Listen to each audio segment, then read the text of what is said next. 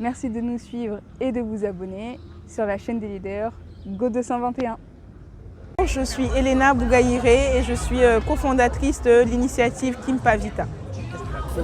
Alors la Kimpa Vita, c'est une initiative féministe et éco-responsable qui essaie de sensibiliser à travers la culture sur tout ce qui est droit des femmes et écologie. Et chaque année, on organise un festival pluridisciplinaire accessible au grand public pour leur permettre de rentrer en contact ou de se nourrir de toutes les initiatives, que ce soit éco-responsables ou féministes, qu'il peut y avoir à Dakar au Sénégal. Alors on a quelque chose de spécial avec les lieux. Donc on essaie de choisir des lieux qui sont accessibles, mais aussi c'est difficile à décrire. C'est des espaces dans la ville que les gens ne fréquentent pas beaucoup, que ne connaissent pas vraiment, qui ont un cadre particulier. Et en l'occurrence, Doutasek, c'est l'un des rares endroits où on a des arbres, on a des oiseaux, on a des chats, on a de la nature, on a du vivant autour de nous. Et c'était un de nos objectifs de venir ici. On est hyper fiers et émus de pouvoir faire une édition à Doutasek qui a un charme particulier. On est à notre 7e édition. Quel est le thème central aujourd'hui et c'est quoi la nouveauté cette année? Cette année, on met à l'honneur la République démocratique du Congo et avec ce pays, la figure de Marie-Josée Sambou, qui est une des premières femmes journalistes engagées, qui s'est battue pour faire entendre les voix des femmes dans le combat de l'indépendance. La nouveauté cette année, c'est qu'on a beaucoup d'ateliers. L'année dernière, on avait beaucoup de conférences et cette année, on a beaucoup d'ateliers parce qu'on pense que c'est des formats qui sont assez intimistes et qui permettent de discuter, de dialoguer. Et on a des ateliers à la fois manuels, on a des ateliers d'empowerment des femmes, on a des ateliers de sensibilisation, on a des ateliers pour découvrir.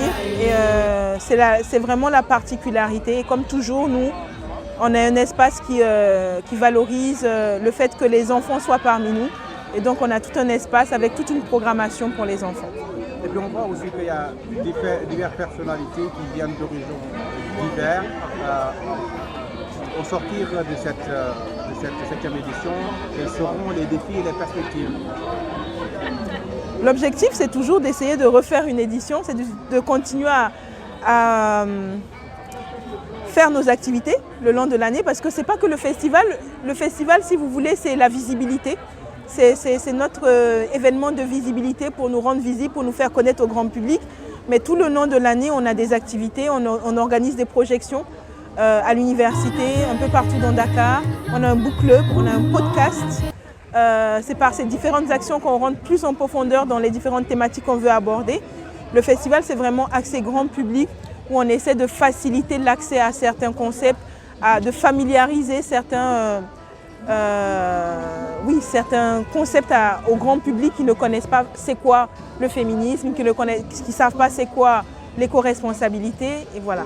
Donc le défi, c'est de pouvoir que les gens continuent à nous donner de la force pour pouvoir continuer à mener ces actions tout au long de l'année. Qu'est-ce que vous attendez en termes de recettes? De recettes capitales, voilà. On espère avoir, l'année dernière on a eu à peu près 2700 personnes et cette année on espère avoir 3000 personnes qui vont passer durant ces 2 jours. Là déjà on est hyper content parce que Doutasek est un peu plus petit que la place du souvenir, donc on a moins d'artisans, mais on est très content quand même. Et ça nous permet de former tout le monde parce qu'on forme tout le monde. Tout le monde passe par la case formation sur les violences et le harcèlement sexiste et sexuel, la case éco-responsabilité. Et cette année, on a à peu près 90 bénévoles qu'on a formés également et on est hyper content de ça. Alors le message que j'aimerais passer, c'est j'inviterai toutes les Sénégalaises et Sénégalais à venir découvrir la culture de notre pays. C'est hyper important. Moi, depuis que je fais la Kimpa Vita, je me rends compte qu'en fait, on a des similarités partout sur le continent africain et au-delà, même les pays afro-descendants. Donc de venir découvrir ce que les autres cultures peuvent proposer.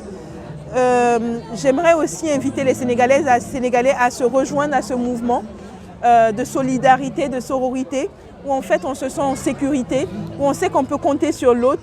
Et aujourd'hui on voit qu'on a de plus en plus de méfiance, on vit dans un monde où il y a de plus en plus de la peur.